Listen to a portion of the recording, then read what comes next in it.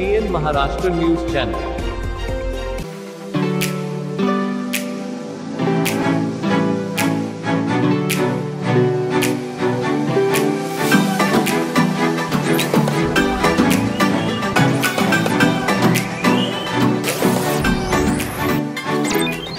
Generic medicines buy केल्यानंतर तुम्हाला कॉस्टमध्ये तुम्हाला भरपूर फरक बघायला मिळेल।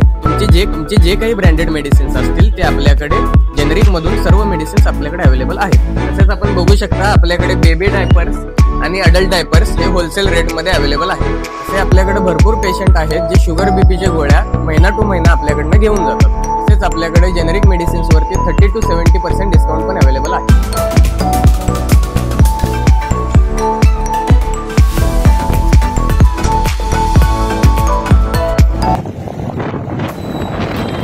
मुंबईत अत्यंत जोरदार पावसामुळे विमानतळ आणि परिसरात मोठ्या प्रमाणात पाणी साचलं आहे।